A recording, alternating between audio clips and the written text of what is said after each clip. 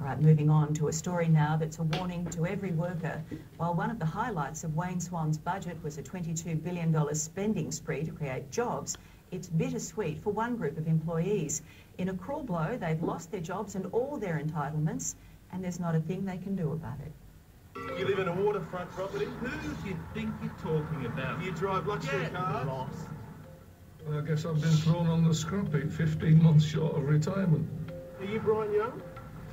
Just go Have I got away. the wrong person? I'm sorry. You start. They're outside the law, untouchable. You got nothing to say to these people? It's got nothing to do with you, all right? There's a reason Brian Young doesn't want this story told. You see, what he's done to his mates is a slap in the face to our working class values. Loyalty, honesty, a fair go.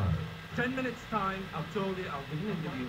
But I want all that scrub. If it's not scrub, you'll be seeing my lawyers, all right? A factory at Woodville is the latest to be hit, with sacked workers in danger of missing out on their entitlements. We're called into the boardroom and told how long they have a job. Who broke the news to you? Liquidators? So nobody from the company bothered to tell you? No. Talking about, were they paid their super? Of course I have. So all super is up to date? Not all of it, no. The troubles at Clyde Apac in Adelaide had been brewing for a while. For 2 years, there were a string of broken promises from the company's two directors, relating to unpaid wages and missing superannuation. Then, straight after Easter, the employees were suddenly made redundant, without receiving a cent of their entitlements, over $500,000. I wasn't even told the company closed down. I rocked up to work on Monday after it shut and find there was nobody there. I feel sorry for my mates, that they're mostly younger than me. I was one of the oldest people in the company. The guys I work with, without exception, are all good blokes who did not deserve this. I've had to put my mortgage on hold with the bank because the money's just not there to service it. And they kept promising you that this little was coming. Oh, yeah. The money's not in the bank. As soon as we get the money in the bank, we'll pay you. You used to work with these people? Oh, yes. Some of them have worked for their entire life for this company. Don't you feel that I've been forward of the channel? Well, that's an identification. No, I'll get that for you. No, I want to see it now. While the sacked workers struggle to survive, the two bosses still lead five-star lifestyles. Brian Young and Artie Meeuwissen are 13 companies in Australia. Mr. Meeuwissen drives a car worth more than $100,000. Mr. Young also drives a luxury vehicle and lives in a stunning waterfront home in Sydney. What can you tell me about Brian Young?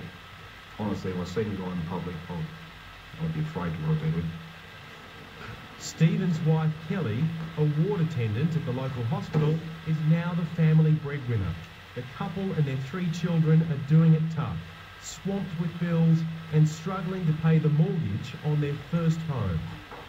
My daughter's 10th birthday recently, we promised her a brand new bike, and I said, Kelly, I'm not going to get Victoria's bike now.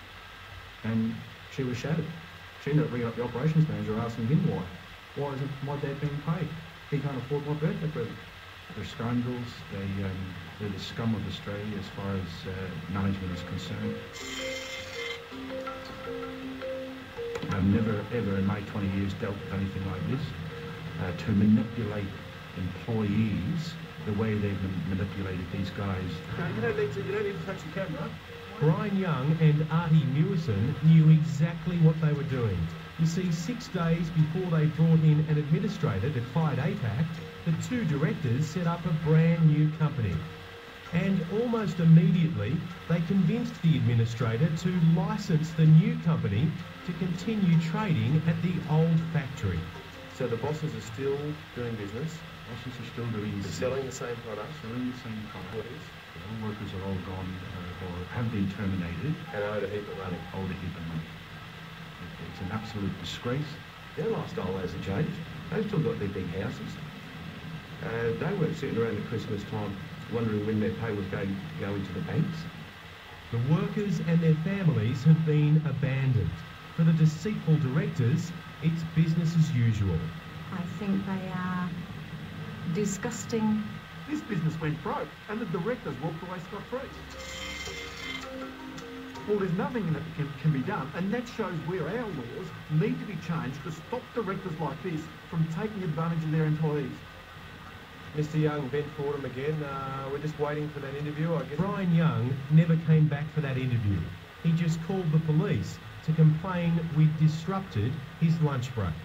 Why on earth wouldn't they walk away when the laws allow them to do so? It just goes on year after year, and it's this company this week, and it'll be another company another week. It just never changes. Nobody ever does anything about it. And the administrator has now recommended Clyde Apac be liquidated, but only after all the assets have been sold for a knockdown price to Mr. Young and his partner. The workers won't receive anything from the deal. They'll have to rely on a government compensation scheme paid for by taxpayers.